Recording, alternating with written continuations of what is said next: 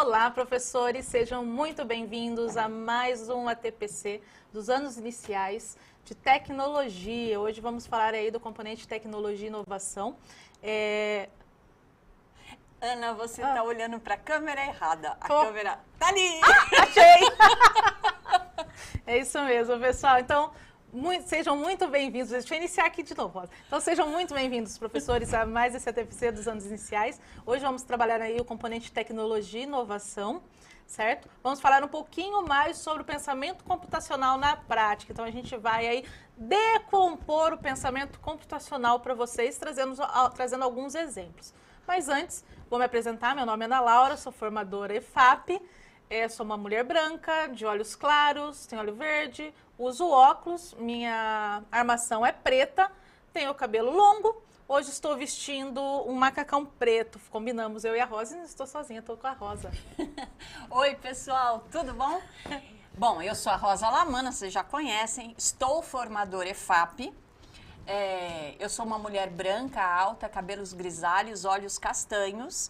Eu estou vestindo um vestido preto, um sapatinho vermelho, um colar e um brinco de rosas vermelhas. É isso aí. Isso, e vamos dar então início a nosso ATPC.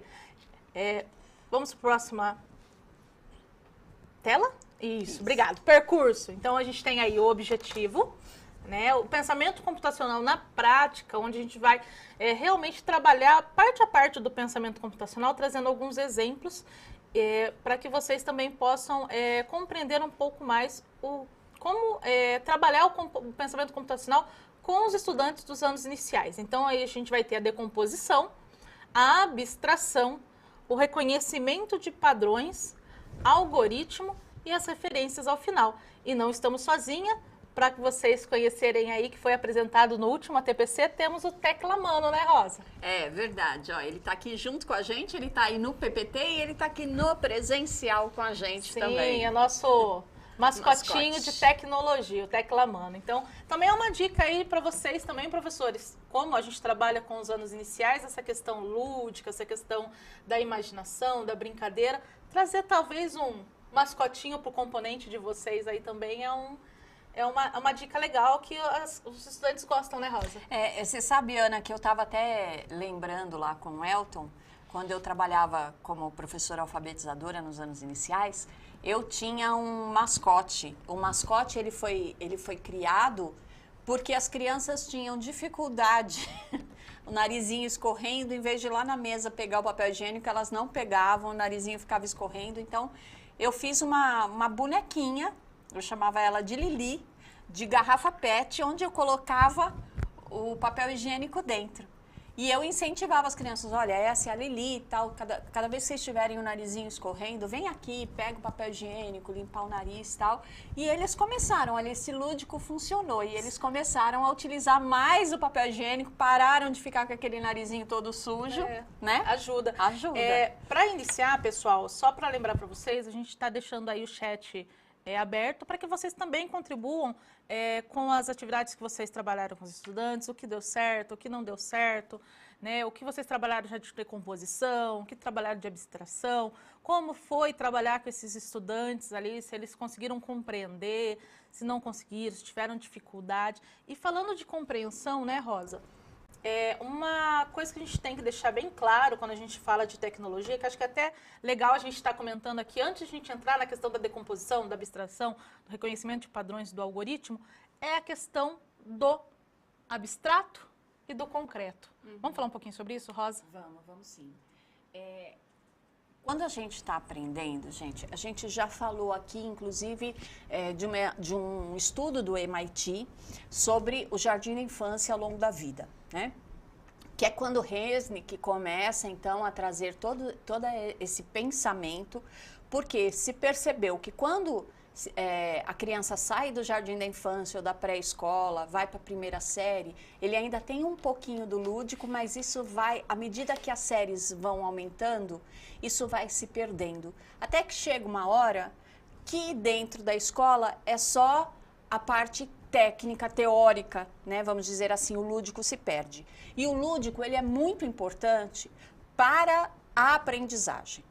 Por isso que a gente entra com a computação desplugada. Então, de novo, a computação desplugada, ela não é uma coisa só para resolver quando não tem internet. Ela tem uma função em si. É lógico que ela ajuda quando não tem internet, sem dúvida nenhuma. Mas ela vem para que se entenda no concreto como é que as coisas funcionam. E depois é que a gente caminha para o computador, né? Para a parte plugada, tá? Então, esse lúdico, ele tem uma importância fundamental na aprendizagem, quando você aprende bem os conceitos. Nós que somos dos anos iniciais, a gente conhece muito bem isso, né? Quando você vai ensinar para os alunos soma, subtração, você usa palitinho, você usa tampinhas, você traz jogos para esse aprendizado. Na tecnologia não é diferente. Então, a gente precisa aprender com este lúdico para que, então, a gente possa ir para o plugado. E é isso que a gente vai apresentar hoje. Até porque o pensamento computacional, ele vai além da computação. Não é verdade? Então, quando a gente fala de pensamento computacional, a gente fala de uma forma diferente de você organizar os pensamentos, organizar as tarefas do dia a dia. Então, ele vai além da computação. Só que na computação a gente trabalha muito a questão do abstrato. E como que eu faço para levar os conceitos do pensamento computacional para a parte da computação, para a parte computacional? Na hora que a gente for realmente mexer com programação, com algoritmos no computador, porque a gente precisa chegar com esses estudantes também nessa fase. Mas para que eu chegue nessa fase, eu preciso trazer vivências reais do dia a dia no concreto. Porque se eu chegar falando de decomposição com eles na frente da tela de um computador, eles não vão entender o que é decomposição, como que o computador decompõe essa informação para seguir numa programação, para executar uma ação. Então, eu preciso que eles aprendam no concreto, com exemplos do dia a dia, usando do pensamento computacional, que é uma forma de pensar, para que eles aprendam e depois transponham para o mundo abstrato, para a parte abstrata. E a aprendizagem criativa, Ana, traz bem isso, né? Traz bem esse concreto, esse lúdico e esse desplugado. E depois, à medida que as atividades vão aumentando o nível de dificuldade, aí vai entrando o plugado, né? Para quem não conhece, nós temos no Brasil uma equipe que trabalha muito com a aprendizagem criativa, que é a Rede Brasileira de Aprendizagem Criativa. Se vocês jogarem aí em qualquer buscador, vocês vão ter informações sobre essa rede. Eles têm muito material muito interessante de tecnologia, tanto no plugado quanto no desplugado, e eles trazem muito essa questão lúdica. Vale a pena conhecer, viu? Isso. E, como a Rosa já mencionou, nos anos iniciais é essencial você partir do desplugado para que esses estudantes realmente compreendam todo esse conceito. E assim, você pode trazer exemplos de outros componentes, né, para dentro desses 4 pilares que a gente vai falar do pensamento computacional, tá? Então, você vai usar de atividades diárias do dia a dia, mas você vai embutir dentro dessas atividades a questão do pensamento computacional, a forma de pensar e os 4 pilares, né, que é a decomposição, a abstração, reconhecimento de padrões e o algoritmo. Certo? Mas antes, para a gente dar início aí, a gente vai falar um pouquinho sobre os nossos objetivos, que é o próximo slide aí depois do percurso. Então, objetivos. Refletir sobre os pilares do pensamento computacional e sua utilização em sala de aula. Então, a gente vai trabalhar, como a gente já acabou de falar aqui, a questão dos 4 pilares e como que a gente vai desenvolver esses pilares com os estudantes, certo? Próximo slide. Então, a gente tem aí o Tec Lamano, né, falando sobre os 4 pilares do pensamento computacional. Então, eu tenho aí a decomposição, o segundo pilar, a abstração, o reconhecimento de padrões e os algoritmos. Então, o que seria cada um desses pilares? Então, a gente vai dar um minutinho para vocês aí, para que vocês coloquem no chat para nós o que é cada um desses pilares aí, o que vocês entendem por decomposição, o que vocês entendem por reconhecimento de padrões, abstração e algoritmos. Um minutinho para a gente ter essa conversa mais próxima com vocês aí.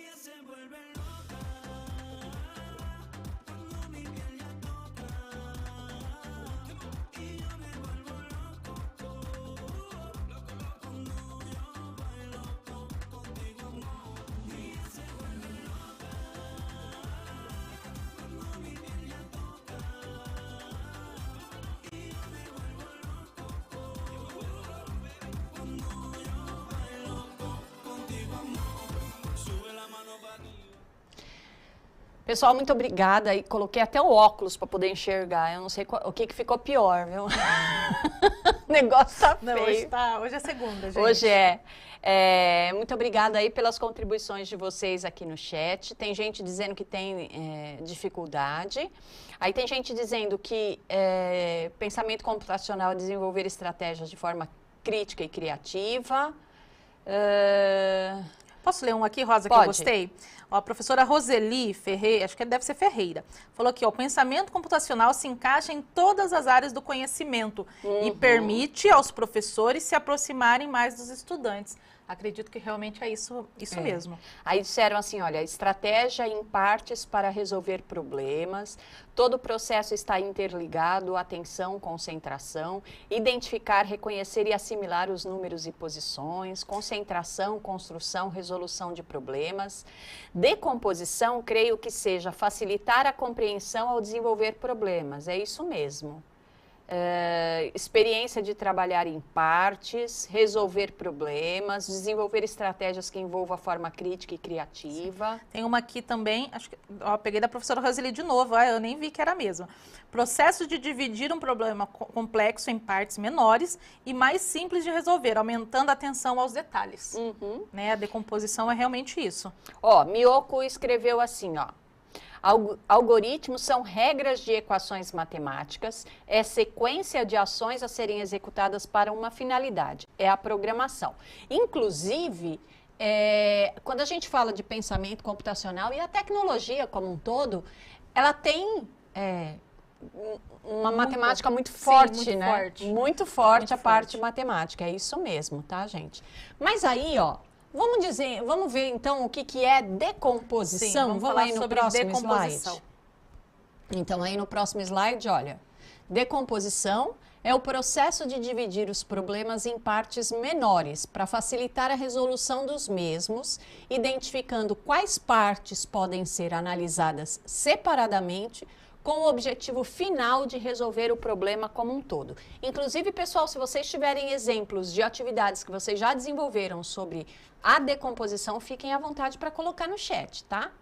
Realmente seja uma troca esse nosso momento aqui de formação. Então, Sim. podem colocar, até porque se a gente não lê aqui, algum outro professor pode olhar no chat e achar a tua ideia interessante para aplicar dentro da sala de aula. Então, sim, com certeza. E aí, a Ana que fez o PPT, ó, ela colocou aí a imagem de algo para decomposição. Olha que legal, Sim. né? Quer então, explicar, Ana? Sim, a gente tem no próximo slide aí, a gente trabalhou na questão da bicicleta, do andar de bicicleta. Então, eu tenho aí a decomposição dessa bicicleta primeiro, porque depois essa nossa figura, né, feminina aí, a nossa mulher que está nesse slide, ela vai ter que andar nessa bicicleta. Só que ela tem alguns problemas, né? Ela tem que ver a altura de cilim, né? O encaixe da altura do pé, para ver se a bicicleta vai encaixar para ela andar mais confortavelmente. Então, a gente tem a decomposição. O que é a decomposição? Eu dividir essa bicicleta em partes menores para que eu possa analisar, tá, se esse padrão dessa bicicleta encaixa na pessoa que eu tenho. Então, a decomposição aí eu peguei e dividi os pneus, o cilim, a questão do guidão. Então, foi dividido em partes menores para que ela pudesse analisar cada parte e ver se a bicicleta está de acordo com o físico e o tamanho dela, certo? E na prática, Ana, o que a gente pode trazer de atividade? Então, a gente pode trazer uma receita qualquer, por exemplo, né? Eu quero fazer um bolo. E eu tenho lá na receita os meus ingredientes e o modo de fazer. Se eu vou fazer um bolo que tem claras em neve, eu vou ter que fazer uma decomposição. Quais as partes que eu tenho que fazer primeiro? Então, por exemplo, Rosa, quando eu vou fazer um bolo, é raro, mas acontece de vez em quando, eu vou fazer primeiro a parte da clara em neve. Então, a primeira coisa que eu vou ter que decompor é o que eu vou fazer com o ovo. Então, eu vou separar o ovo, a gema da clara. Eu pego a clara, aí, a segunda parte da decomposição, e eu vou bater a clara em neve. Só depois é que eu acrescento a gema nesta clara. Tá? Então, esse é um pedaço de decomposição. Se eu vou fazer um desenho, por exemplo, a minha área também é arte, né? Se eu vou fazer um desenho com os meus alunos, então eu não vou fazer o desenho inteiro, eu vou começar os pedaços. Tem gente que faz até aquele quadriculado, né? Quadricula o desenho pequeno e faz uns quadriculados maiores e vai fazendo o traço de acordo com cada quadriculado. Então, eu já estou decompondo em pedaços esse meu desenho. Aí, eu não sei desenhar, mas eu vou fazer parte a parte. Eu vou seguir. Lá está dizendo que eu tenho que fazer uma diagonal dentro desse quadrado. Então, aqui eu vou fazer uma diagonal nesse quadrado na mesma posição que está o outro. Então, eu vou por partes. Eu posso trabalhar isso com os meus alunos também. Sim, e aí, ó, vocês também podem trabalhar a questão da decomposição com figuras, do jeito que está aí no slide. Então, pedir para que os estudantes decomponham uma figura e daí, ao final, soltar um desafio, uma problemática. Então, que nem aí na figura que a gente vai trabalhar a questão do cilim, da altura do banco para essa nossa personagem. Então, depois que os alunos decompõem a imagem, você solta um desafio para que eles possam observar qual parte dessa composição vai estar selecionada. Estou esquecendo da câmera, gente, é aqui. Qual parte dessa decomposição vai ser usada para a resolução do desafio. Decomposição a gente pode usar na língua portuguesa também com os estudantes em textos. Tá? Então, a gente também pode decompor texto, decompor imagens. Então, a gente pode estar trazendo essas questões para dentro de outros componentes também, para que o estudante consiga perceber que a decomposição ela não é um fator só do componente de tecnologia e inovação, mas é que ele é um fator que perpassa todas as partes da vida dele. Então, ele vai observar um fato, vai pensar nesse fato e vai decompor uma parte dele para depois analisar. Então, por exemplo, na receita de bolo, o meu problema é fazer o bolo, que vai ser o algoritmo final. No caso do desenho, o meu problema é fazer o desenho inteiro, mas eu vou ter que começar pedaço por pedaço. E a Paula Ramalho, ela deu um exemplo muito legal, que é criar um quebra-cabeça. A Rubia também. Rubia e a Carolina também falou a mesma coisa do quebra-cabeça. Montar um quebra-cabeça, o algoritmo final é o quebra-cabeça montado. Criar um quebra-cabeça, o algoritmo final é ele estar todo pronto. Eu vou ter que pegar um desenho, vou ter que recortar por partes, né? A Paula também falou que na matemática se usa a decomposição de números, e é verdade. A gente usa bastante a decomposição de números dentro de matemática, para a gente, né, somar, por exemplo, dezenas. Sim, em educação física, você decompor o movimento de algum esporte, principalmente nos anos iniciais, a gente trabalha muito a questão da ginástica, né, a ginástica geral, a ginástica artística e a questão do atletismo. Então, decompor esses movimentos por parte, decompor as regras dos jogos, né? A gente trabalha muitos jogos populares com os estudantes, então decompor as regras de um jogo, para eles analisarem parte a parte do jogo. Então a gente pode estar trazendo essa decomposição para os outros componentes e para o mundo real deles também. A Maria José falou que material dourado também, exatamente, Tangram. material dourado maravilhoso. O Otair está falando do Tangram, muito legal. Jogos com material dourado, né? Ela traz exatamente, decompor na escrita, a Ana Luísa também está trazendo. E pessoal aí da parte técnica, a Márcia até tá brincando aqui, não ter imagens, vocês.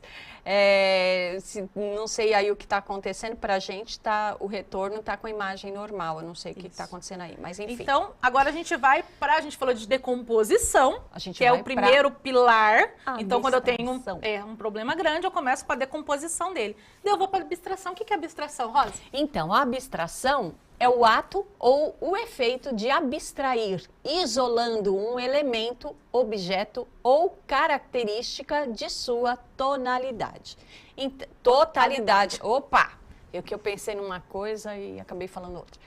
Então, por exemplo, lá na minha receitinha de bolo, o que eu tenho que abstrair? No meu caso, para mim não importa se o ovo é aquele vermelhinho, né? Ou se é o branco. Para mim, o que importa é o ovo. Então, eu abstraio a cor da casca do ovo, para mim não vai fazer diferença. Eu abstraio também, no meu caso, a temperatura do ovo.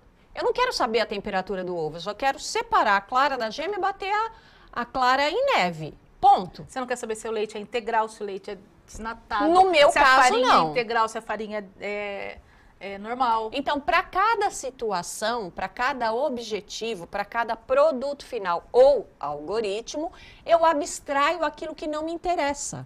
A gente tem um monte de informações no meio do caminho que não importa. Então, sabe quando você fala assim... para mim é isso, tá, gente? A pessoa é prolixa, porque a pessoa traz um monte de detalhe, ela demora para ficar explicando, ela traz detalhe que ela não é direta. Importante, ela não é direta. Ela não abstrai, né? Quando é uma pessoa direta, pontual, prática, ela abstrai tudo que não importa. Ela vai direto no ponto, direto no foco. Olha só como o pensamento computacional ajuda a gente no dia a dia, né? A gente não vai ficar falando de detalhes que não são importantes. A gente vai direto no foco. Então, por quê? Porque eu abstraio aquilo que não é necessário. E daí a gente vai ver a questão da bicicleta. Vamos voltar para ela no próximo slide aí. Então, próximo slide, pessoal. Isso, aí temos lá. Então, a gente vai estar trabalhando a questão, a gente decompôs a bicicleta, certo? E daí a gente vai olhar para qual que é o problema. O problema dela é a questão da altura do selim. Então, a gente tem a altura do nosso personagem, temos a altura do selim da bicicleta. Então, esse é o nosso problema. Então, a gente vai abstrair o resto. Vai abstrair o tamanho de roda, vai abstrair a questão do guidão e vamos pensar no tamanho do selim que se encaixa nessa nossa personagem. Isso seria abstração. Eu esquecer de outros componentes e focar naquilo que eu preciso resolver. Na questão de educação física, a gente pode muito trabalhar a abstração no foco de um movimento específico. Eu tenho um conjunto de movimentos que formam o chute, tá? O movimento do chute. Tá, eu trabalho aquele movimento do chute, mas eu quero acertar o pé do meu estudante. Então, eu vou focar no movimento do pé, na angulação do pé desse meu estudante ao tocar a bola. Isso é um exemplo, tá? Eu quero focar no movimento da mão do meu estudante ao cortar uma bola no vôlei ou ao lançar um disco no atletismo, certo? Ou então o posicionamento dele no chão para uma saída em atletismo. Então, como que eu vou? Eu vou focar certinho no problema que eu tenho. Então, isso é abstração. Eu posso trabalhar essas questões com o meu estudante. Como eu falei, a gente decompõe, vocês podem usar a decomposição de imagens e depois jogar um desafio para o estudante para que ele consiga compreender qual é o foco da abstração dele dentro daquela imagem que ele decompôs. Num texto em português, em língua portuguesa, eu posso utilizar um texto grande, mas focar num trecho só que eu quero trabalhar com aqueles estudantes. Também seria abstração. E a Paula disse que no quebra-cabeça, se vai ser recortado em curva, em retângulo, enfim, não é o importante, mas sim fazer o quebra-cabeça. É isso aí, Paula. Então, vamos lá. Então, nós vamos agora para o reconhecimento de padrões. Então, o próximo slide aí, o reconhecimento de padrões é uma habilidade que visa observar características que se repetem com o intuito de classificar objetos em um determinado número de categorias ou classes. Então, por exemplo, quando eu vou fazer o meu bolo, que eu peguei lá a receita, que eu olhei todos os ingredientes, a minha primeira atitude é separar os materiais. Ficar tudo à mão para não ter que, meu Deus do céu, olha lá, não tem fermento, e aí corre, né, fica lá esperando. Então, primeiro, eu separo todos os materiais, é a minha organização. Então, é um reconhecimento de padrão. Eu vou pegar a farinha, eu vou pegar o açúcar, eu vou pegar o ovo, eu estou pegando esses materiais. Se eu sou aquela mais metódica ainda, que ainda separa a quantidade dos materiais que eu estou usando para deixar ali na minha frente, igual os programas aí de culinária fazem, porque tem gente que faz isso em casa, viu, gente? Não se espantem. Então, é um reconhecimento de padrão. Eu vou fazer a mesma coisa com todos os materiais que eu estou ali trabalhando. No caso do desenho, do quadriculado, cada quadrado que eu tenho, eu vou olhar o quadrado ao lado e vou ver qual é a sequência. Então, eu vou repetir isso em todos os quadrados. Eu não vou fazer o mesmo desenho em todos os quadrados, mas eu tenho que toda hora olhar para o quadrado do desenho original e olhar para o quadrado que eu tenho lá. Eu tenho que olhar a posição desse quadrado para estar na posição certinha como complemento do quadrado anterior. Então, eu vou repetir esse tipo de reconhecimento de padrão em todos os quadrados, tá? Daí a professora Elisângela falou que organização é fundamental. E realmente isso, reconhecimento de padrões é eu organizar o que eu tenho ali de informação, de objetos, né, de dados. Então, quando você leva para o lado da computação, esse reconhecimento de padrões é essa organização que o computador faz. Ele tem lá a decomposição, ele tem a abstração e ele reconhece padrões para que ele possa executar tarefas. Reconhecimento de padrões, quando eu trabalho em educação física, vou falar um pouquinho da minha área, principalmente com os estudantes dos anos iniciais, uma atividade legal é você colocar todos os materiais de educação física que tem dentro da quadra, certo? Mistura tudo lá, joga lá no círculo central da quadra, cone, bola, bola de tudo quanto é esporte, então bola de vôlei, bola de futsal, bola de basquete,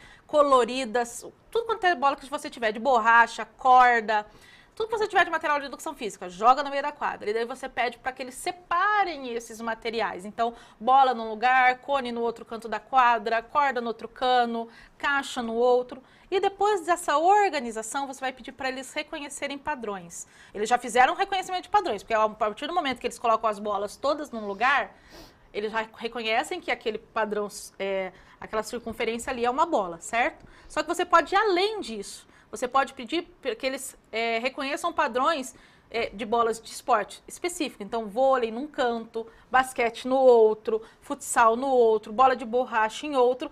E aí, para fazer um outro reconhecimento, entrar um pouquinho mais dentro do reconhecimento de padrões, pedir talvez para eles reconhecerem padrões em cores. Então, dividir as bolas por cores, por tamanho. Então, a gente pode estar trabalhando isso dentro da educação física, o reconhecimento de padrões com eles. Ana Luísa tá bem humorada aqui, ó. O meu padrão, jogo todos os ingredientes na tigela e bato. Tá certo, tem receita que dá para fazer assim tranquilamente e fica maravilhoso. Mas você precisou de um padrão quando você separou esses ingredientes, né? Você foi lá, pegou o leite, aí você foi lá, pegou a farinha, foi lá, pegou o açúcar e assim lista de mercado, né? Fazer reconhecimento de padrões e lista de mercados. Então, dá uma lista com vários ingredientes, tanto de cozinha, quanto de higiene pessoal, de higiene da casa, de limpeza, e depois pedir para eles reconhecerem, né, o que vai em cada objeto, o que vai em cada lista, né, separar essas listas. Uhum. Também dá para trabalhar reconhecimento de padrões com objetos de casa, né, utensílios de casa, material escolar. Eu consigo também trabalhar reconhecimento de padrões. O pensamento computacional como um todo dá para fazer com isso. A Roseli Ferreira, ela falou assim, os estudantes passam a solucionar questões de maneira lógica, sempre focando em um pensamento racional para determinar as respostas dadas. a diferentes estímulos vindo da atividade do dia a dia. Muito bom. E a Paula falou assim, olha, na matemática nós podemos aproveitar para aplicar o sistema de numeração decimal.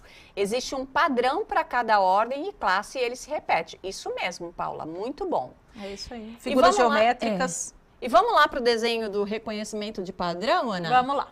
Então, eu tenho a minha bicicletinha aí, que a gente está trabalhando com ela. Então, eu reconheço padrões. Aí, na bicicleta, eu tenho o quê? Rodas, né? A questão da circunferência. Então, eu posso trabalhar com esse reconhecimento de padrões. Eu tenho os apoios, né? O apoio para mim sentar e o apoio para mim apoiar minha mão. Então, também é um padrão, né? Eu estou trabalhando a questão... É padrão por quê? Porque eu estou trabalhando a função. Para que serve o cilindro da bicicleta? Para que serve o guidão?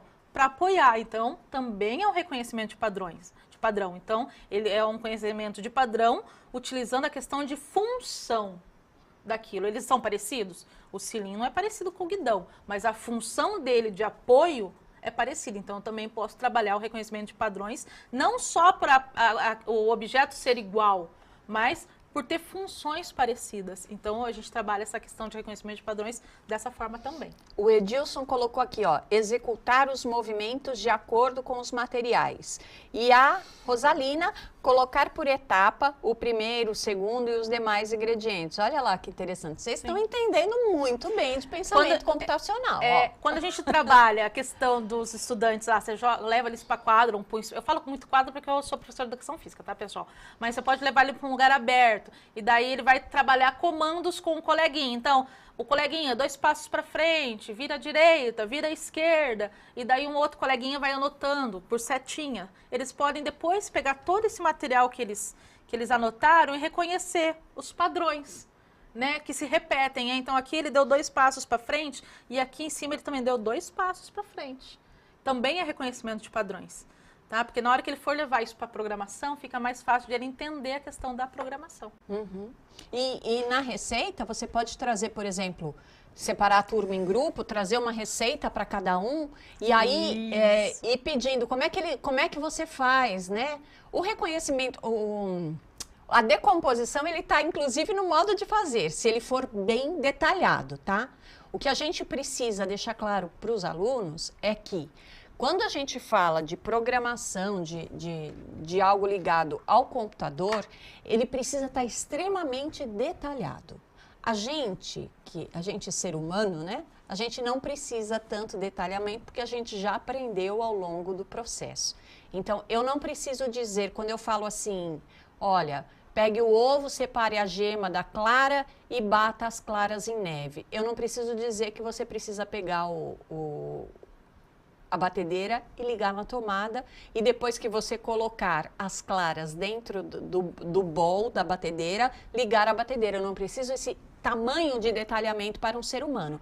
Para o computador eu preciso, né? Então você pode trabalhar isso também com eles. Tem até um vídeo, né, Rosa, que tem no YouTube muito legal que fala sobre essa questão do detalhamento das instruções, onde o pai tem 2 crianças e ele pede para as crianças darem instrução para ele passar manteiga no pão. Acho que é uma coisa assim, né, Rosa? Ele é um vídeo, acredito que seja americano, né? Porque é manteiga de amendoim. É isso. E ele pede para as crianças, para os 2 filhos, falarem o passo a passo. E ele segue literalmente como se ele não soubesse. Então, ele segue literalmente como o computador ia fazer. E olha, eles soam para fazer esse passo a passo do jeito que seria para o computador. E fica bem divertido, pessoal. Fica bem divertido, mas tem hora que eles ficam nervosos, as crianças, sim. E o pai vai levando na diversão, na brincadeira. É muito interessante, infelizmente a gente não trouxe, mas quem sabe no próximo a gente traz para vocês verem. Não dá pra gente passar alguns vídeos por causa da questão de direitos autorais, mas se você jogar, acho que lá no YouTube, vocês vão conseguir pegar. Aqui, a professora estava falando, a Nilma, falou assim, ordem de comando nas brincadeiras. É isso mesmo que eu quis dizer, professora, é que as palavras em segunda-feira às vezes não saem direito. Mas é isso mesmo. A Rosalina, brincadeira da amarelinha, como jogar, muito bem. A Rosa Neuma, a organização facilita o desenvolvimento da atividade planejada. A Nilma, fazer uma receita reversa, mostrar pontos e pedir para identificar os itens. Isso mesmo. Beleza. Agora a gente vai para a última etapa. Que é o algoritmo. Sim. Que a gente vai ter aí no próximo slide. Então, olha lá. Um algoritmo é simplesmente um conjunto de instruções ou comandos que são executados sistematicamente para resolver um problema ou executar uma tarefa específica. E daí a gente tem no próximo slide a nossa... Eu não consegui encontrar uma imagem de uma mulherzinha na bicicleta, então fica uma imagem aí, a bicicleta, e o movimento da bicicleta que coloca ela em movimento. Então, esse seria o nosso algoritmo. Então, a gente decompôs, a gente viu o problema da questão do selim, a gente viu as partes iguais, o reconhecimento de padrões, e a gente gerou o algoritmo, que seria esse movimento da bicicleta andando. É isso aí. E no próximo slide, a gente tem lá, ó, jardim da infância ao longo da vida. Uma característica do jardim de infância é o brincar, o interpretar, o representar. Porque se eu estou com os pequenininhos, primeiro, segundo aninho, eu trago sempre essas brincadeiras e depois eu trago algum joguinho se eu tiver acesso lá ao computador, à internet. Tem um jogo muito legal que é o Lightboot. O Lightboot é livre, mas é online, você não precisa baixar programa nenhum. E a gente tem o Scratch, que também é livre e é online, né? Foram feitos por universidades para dar acesso para todo mundo mesmo. E eles são muito legais porque eles vão trazer a decomposição, o reconhecimento de padrão, a abstração, eles vão trazer todas essas questões porque é linguagem de programação. E o Scratch, né, essa questão de programação por blocos, que é o que preconiza tanto o Scratch quanto o Lightboot, você também pode trabalhar ele desplugado, fazendo os bloquinhos, para que os estudantes vão encaixando no concreto para depois também passar para ele, tá? Então, se você acha que meus estudantes ainda não vão compreender, eu levar eles para o Scratch, trabalhe a questão dos bloquinhos, né? Confeccione, acho que tem até pronto, né, para você tirar na internet os bloquinhos para eles colocando os comandos, né, em bloco, informação em bloco, para aprenderem a programar também. A Paula está dizendo aqui, ó, que tem o Scratch Júnior. Sim, porque bem facinho. Se não me engano, são três níveis, tá? O Scratch Júnior é para quando a criança não está alfabetizada, tá? Os outros, ela precisa estar alfabetizada. Que é bem facinho para criança, e o Code. O site code.org. Esse eu não conheço, mas olha, legal. Por isso que é bom essa troca entre vocês, entre nós aqui, que esse code também a gente não conhecia. Mas não esquecer que primeiro eu trago o lúdico nas brincadeiras, nos desplugados, e aí depois eu vou fazendo a relação. Quando eu for pro plugado, olha, lembra quando vocês fizeram aquele joguinho assim? Eu tenho que fazer a relação, tá? Eu tenho que trazer a memória, tá? É muito importante a gente fazer isso, porque para o estudante ele está brincando, ele está aprendendo durante a brincadeira, mas ele não tem essa visão que nós, professores, temos, né? O nosso objetivo da brincadeira. Então, por isso que quando você chega lá no computador, você retoma o aprendizado. Ou se você vai fazer várias atividades, a gente traz isso. A Andréa Pereira está pedindo para repetir os Scratch. Os sites. É o Scratch, né? É o Scratch. Inclusive tá aqui, viu, Andréia? A professora Paula colocou Scratch. Se você jogar Scratch Júnior lá no buscador de qualquer navegador, ele vai trazer o site do Scratch Júnior, ou se você colocar só Scratch, vai vir aquelas outras versões também mais avançadas. Ela colocou o code.org, ela colocou aqui também. Lightboot, eu não lembro mais como é que escreve. O boot é B-O-T. L-I-G-H-T. Lightboot. Você jogar Lightboot também aparece o site. Tá bom? E um ponto também que é interessante pensar, pessoal, é que essas atividades, os estudantes vão fazer brincando, eles vão se divertir, mas é importante que também, ao final, a gente faça uma roda com esses estudantes e coloque esse olhar e esse objetivo da brincadeira para que eles entendam que isso que eles entendam o conceito de decomposição, que eles entendam o conceito de abstração, para que depois eles transfiram isso para aprendizagem plugada, tá bom? Então, essa reflexão final sobre o que está sendo passado ali, para eles também é importante. A Paula disse que tem o Scratch para computador. Tem sim, é que às vezes a pessoa não pode baixar na escola, não sei como é que está agora especificamente essa questão, mas se não puder, dá para usar online. Lightboot, é B-O-T. tá, pessoal? Isso mesmo. É que na hora de falar fica boot. E a Fabiana Sanches está dizendo assim, deveriam disponibilizar o PPT sempre ao final da transmissão. Eles são disponibilizados, viu, Fabiana? Eles ficam no repositório do Centro de Mídias. Toda a transmissão fica lá, tanto o PPT quanto o vídeo. E esse vídeo também vai para o canal da Secretaria no YouTube, tá? O vídeo fica em 2 lugares, o PPT fica só no canal, no site do Centro de Mídias, tá bom? Então, o que a gente queria é passar para vocês a questão do nosso tema de ATPC hoje, que seria o pensamento computacional na prática, para vocês compreenderem que dá para a gente trabalhar os outros componentes e trazer atividades do dia a dia do nosso estudante e trazer esses conceitos do pensamento computacional para vocês e fazer essa troca aí do que vocês já trabalharam aí e a gente também trazer um pouquinho do que a gente tem de experiência aqui, né, Rosa? Uhum. A gente gostaria de agradecer aí o pessoal que faz aqui acontecer, né? O pessoal que fica lá na cabine, tudo escondidinho. E queria agradecer o pessoal de Libras. O pessoal tá fazendo coraçãozinho aqui para mim, ó. E o pessoal de Libras, o Marco e a Natália. E, ó, a produtora fica aqui dentro, ela não fica lá na cabine, mas ela fica aqui dentro, ela também faz a coisa acontecer, viu? Sem eles, nós não seríamos nada. Obrigada aí, pessoal. E muito obrigada a vocês também, porque sem vocês também essa transmissão não teria o porquê acontecer. E obrigado pelas contribuições, porque, gente, olha, vocês foram maravilhosos hoje. E na próxima a gente vai falar sobre Como letramento digital. Exatamente. E o Teclamano vai estar com a gente na próxima. Pessoal, até a próxima. Fiquem com Deus. Até. Tchau, tchau.